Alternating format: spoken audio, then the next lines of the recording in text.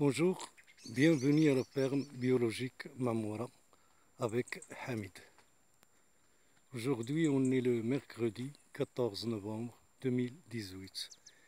Il est aux alentours de 11h40, comme ça. Donc là, on va continuer notre sujet qu'on a commencé dans la dernière vidéo que j'ai faite et qui est à propos du sol. Je vous ai parlé dans cette vidéo de la matière organique que j'ai dit que c'était les feuilles, c'était la paille et le bois et qu'il y a une faune qui vient décomposer ça. On a dit que cette faune vit sur la surface du sol. Donc là, on va continuer notre sujet et en même temps, on va vous montrer l'évolution de notre ferme Mamoura. Sachant que nous, on a commencé le maraîchage dans ces parcelles au mois de janvier 2017. Ça veut dire ça fait 2 ans, presque 2 ans, ou déjà 2 ans. Là, je vous ai parlé pour le sol. Le sol, j'ai dit que les feuilles, les branches, le bois, la paille tombent sur le sol, la surface du sol. Puis il y a une faune qui vient décomposer ça pour fabriquer l'humus. Et on a vu ça dans notre, c'est-à-dire la dernière vidéo. Là, on va continuer. J'ai dit que cette faune décompose cette matière organique, puis il fait l'humus.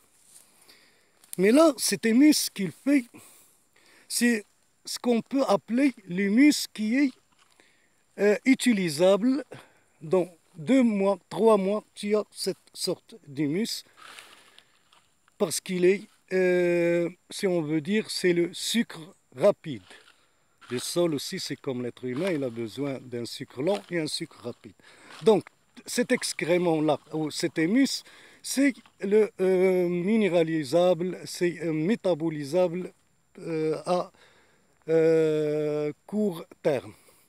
Mais on a un autre champignon, et ça c'est un autre, je m'excuse, j'ai déjà dit la faune, on a un autre humus qui est fait par les champignons. C'est-à-dire que quand on voit une feuille d'arbre, cette feuille, il y a des nerfs dans cette feuille. Et des fois, dans la forêt, on voit que, surtout en automne, on voit ces feuilles sur le sol, puis on voit que la partie tendre est déjà mangée, mais il reste les nerfs. C'est parce que les nerfs sont plus coriaces, plus durs, c'est du carbone, c'est de la lignine. Et alors, c'est qui va attaquer cette lignine? Écoutez-moi bien, ce sont les champignons. Le seul organisme au monde qui peut attaquer la lignine et faire de l'humus avec, ce sont les champignons. Donc le champignon attaque la lignine et fait des excréments. Et ces excréments, ce sont l'humus stable. Donc vous voyez qu'on a 2 sortes d'humus. L'humus stable fabriqué par les champignons et l'humus rapide qui est fait par les autres familles de la faune épigée. Et ça, c'est à long terme, c'est de l'humus stable. C'est ça ce qu'on trouve surtout dans les forêts, dans les prairies. Alors, après, qu'est-ce qui arrive? On a l'humus soit fait par les champignons, soit fait par les vers de terre, si on veut dire. Le minéralisable à court terme et à long terme. Il est à la surface. Là, on va voir les arbres. Les arbres, ils développent des racines. Donc, 2 sortes de racines. C'est des racines horizontales qui vont dans les horizons, à l'horizontale, mais sous la matière organique. Pourquoi sous la matière organique? Parce que au printemps, quand on va, c'est-à-dire l'humus va fondre et libérer ses nutriments, les racines vont être sous la matière organique et ils vont reprendre tous ces nutriments. Au contraire de ce qu'on fait quand on laboure. Là-bas, c'est labouré, je ne sais pas si vous voyez, mais il y a des terres qui sont labourées. Et là-bas, ils ont mis le fumier à la surface, puis ils ont arrivé avec le tracteur, ils ont tourné tout. Ils vont mettre les graines et les graines, ils vont être sur la matière organique. Le temps que les graines lâchent leurs racines pour récupérer cette matière, tout va être descendu dans les nappes phréatiques ou parti dans les rivières et comme ça on va polluer. Donc, les racines horizontaux, c'est pour récupérer la matière organique et récupérer tous les minéraux. Et il y a une autre sorte de racines que les arbres ont développées, c'est les racines pivotantes. C'est des racines qui vont verticalement, c'est-à-dire dans le sol. Et ces racines-là, elles ont deux façons de travailler. La première, soit que la racine descend puis il trouve une fissure dans la roche-mère, et là, il va continuer son chemin jusqu'à arriver à la nappe phréatique. On voit que des fois, on voit des reportages, puis on voit que sous le sol, on voit des racines qui sortent du sol à plusieurs dizaines de mètres, des fois même 100 mètres et plus. Puis on voit de l'eau qui coule à travers ces racines. Donc, c'est ces racines-là qui vont remplir les nappes phréatiques avec l'eau qui va descendre avec la racine. Ça, c'est le premier travail. Le deuxième travail, c'est-à-dire que la racine va descendre, mais il ne trouvera pas de fissure, puis là, il va être en contact avec la roche-mère. Là, la racine va attaquer la roche-mère pour sécréter ses nutriments. Et ces nutriments, puisqu'ils sont dans l'argile, donc c'est de l'argile qui va être cristallisée autour de la racine. Et quand la plante, à travers les racines, va prendre les minéraux, les particules d'argile vont rester autour de la racine. Et comme ça, il y a de l'argile qui se fabrique au fond du sol. Donc vous voyez bien, l'argile se fabrique au fond du sol. Puis il y a l'humus qui est à la surface du sol. Donc, en plus, j'ai oublié de vous parler de la deuxième faune qui est la faune endogée. Cette faune endogée vit à partir de 10 cm allant jusqu'à 40, 50, 60 cm aux profondeurs du sol. Cette faune qu'on appelle la faune endogée, c'est une faune qui est anaérobie, c'est-à-dire pas besoin d'oxygène, puis il vit, comme j'ai dit, à partir de 5-10 cm dans le sol. Donc il ne faut pas la déranger et la mettre à la surface avec le labour, le travail du sol avec des outils, parce qu'il va mourir à cause d'un excès d'oxygène. Et cette faune qu'on appelle la faune endogée, la deuxième faune, comme je vous ai dit, son travail c'est de manger les racines qui sont dans le sol. Parce que si les racines n'étaient pas mangées, il n'y a rien qui poussera parce que les racines auraient, c'est-à-dire colonisé la profondeur. Mais heureusement, il y a la faune endogée qui mange ça, puis qui prépare le sol pour la culture à venir. Par exemple, les racines d'un arbre mort, comme le chênier par exemple, ou du chêne, ça peut aller à 100 mètres et plus. Même les céréales, comme le blé, comme le dit M. Claude Bourguignon, Claude il est dit à Bourguignon, ils disent que la racine du blé, écoutez-moi bien, la racine du blé peut atteindre 200 km. Et les poils absorbants de la racine du blé peuvent atteindre 5000 km. Donc, s'il n'y a pas une faune qui mange ses racines et ses poils absorbants, il n'y a rien qui va pousser après qu'on va planter, par exemple, des céréales, du blé ou de l'orge. Donc, la faune endogée mange les racines. Donc, regardez bien ce qui se passe. À la surface du sol, il y a de l'humus, fait par les champignons et les vers de terre et toute la faune épigée. Dans la profondeur, la faune endogée mange les racines. Les racines d'arbres attaquent la roche-mère et fabriquent l'argile. Donc on a l'argile dans les profondeurs et on a l'humus à la surface. Alors là, il faut que cet humus soit attaché avec cette argile. C'est pour ça qu'il y a une troisième faune. C'est cette troisième faune qui va faire ce travail d'attache, ce travail de complexe, si on veut dire, ils vont attacher l'argile à la matière organique. Mais comment ça se passe? C'est les vers anisiques, ce sont des vers de terre, c'est-à-dire c'est eux qui forment cette troisième faune, qui est les vers de terre, qui font, comme j'ai dit, anisiques, qui font des galeries verticales, et que c'est eux qui vont aller chercher l'argile dans les profondeurs. Ces vers anisiques, par rapport, c'est-à-dire la masse animale des vers de terre dans le monde entier, c'est-à-dire par rapport à la masse animale totale sur Terre, à tous les animaux sur Terre, inclus l'homme, la masse des vers de terre fait 70%. C'est-à-dire s'il y a 1000 kilos, toute la masse animale inclus l'homme sur Terre, ça veut dire que les vers de terre endogés et épigés et anisiques font 70%, c'est-à-dire 700 kilos. Et juste les vers de terre anisiques par rapport aux autres vers de terre, leur masse, c'est encore un autre 70%. Ça veut dire donc c'est la moitié de 1000 kilos, c'est-à-dire la moitié de la masse animale, ce sont des anisiques. Et ils peuvent atteindre jusqu'à, leur grandeur peut atteindre jusqu'à 4-5 mètres de longueur et ils portent leur poids chaque jour, c'est-à-dire ils font des téricules ou des euh, euh, boulets fécales. Ces boulets, je vais vous montrer quelques-unes sur les buts et vous allez comprendre leur travail.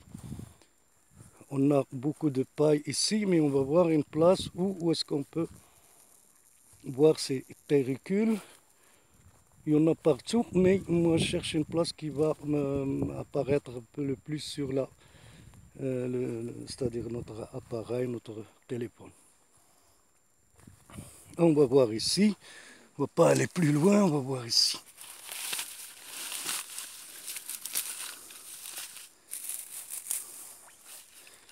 Vous voyez ici, c'est comme des couscous.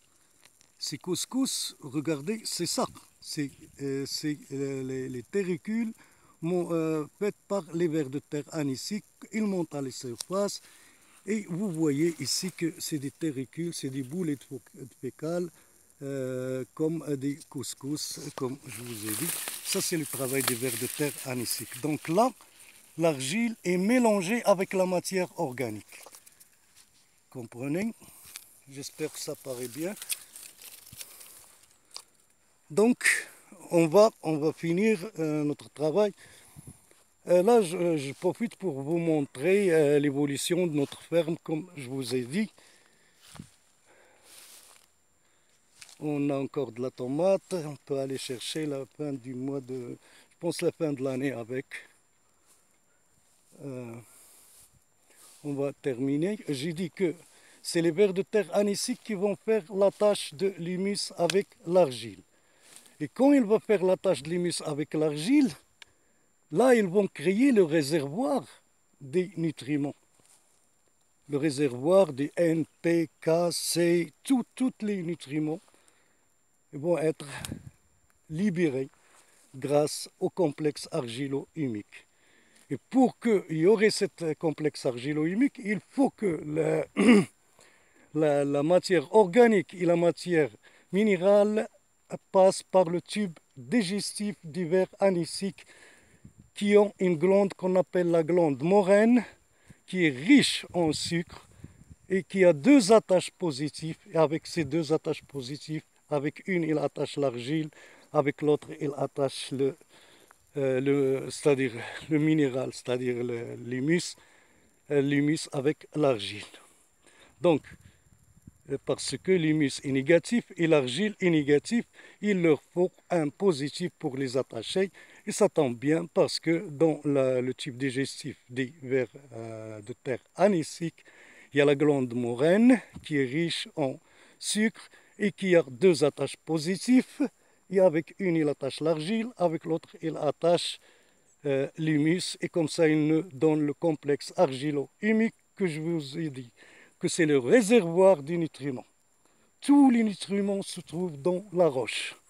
Et après altération ou attaque des racines, parce qu'il y a une autre façon pour, j'ai oublié de vous le dire, de fabriquer l'argile à partir de la roche, c'est l'altération.